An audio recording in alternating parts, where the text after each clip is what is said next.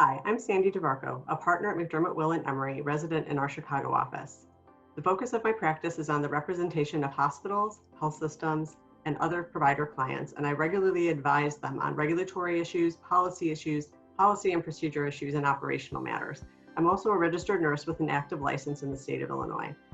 As you can see, I'm recording this video remotely because just like you, we are adjusting to the current environment. Yet in these unusual times, we continue steadfastly working in the best interest of our clients. Hospitals and health systems are among those the most regularly impacted by the COVID-19 pandemic, both as employers and providers. Laws, regulations, and guidelines are changing at an accelerated rate in an effort to respond to the outbreak. To that end, we've created a multidisciplinary team to provide comprehensive insight and keep you informed as we navigate the crisis. We want to take this time to share some information regarding the rapid changes impacting the health industry as a result of the COVID-19 pandemic.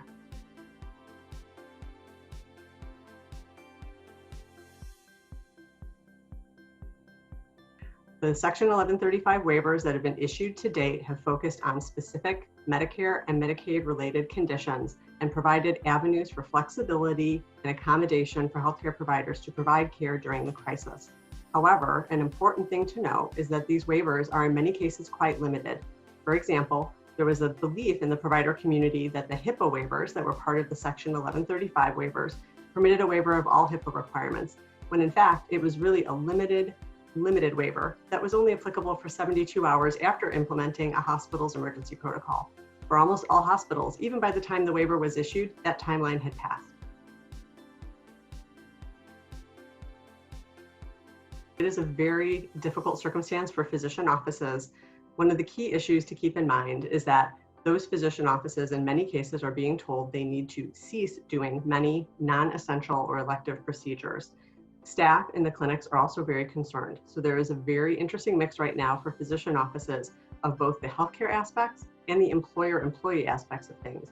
Some physician offices that provide essential services have taken the position of adopting CDC requirements to make sure that, for example, waiting rooms are set up in a certain way so that patients are not nearby, that there's at least a 6-foot span between them.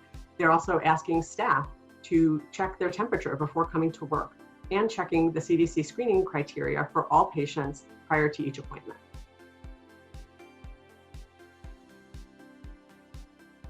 CMS on March 9th released a memorandum that explained to hospitals in great detail what sorts of screening environments would be permissible under EMTALA, the Emergency Medical Treatment and Labor Act, and set out some specific guidelines for those screening locations, whether located on campus, off campus, or at community locations where the hospital may be providing staff or some other services.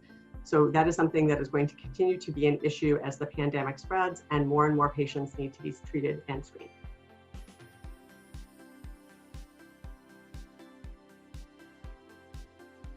In the last few days alone, many of the agencies that regulate telehealth, the Office of Civil Rights, HHS, and other related agencies have put out guidance that announce significant relaxation in telehealth requirements, making it far more accessible and avenues of care, particularly for this pandemic, when you don't want to have people close together and you would like to keep people with symptoms, if possible, away from the emergency department.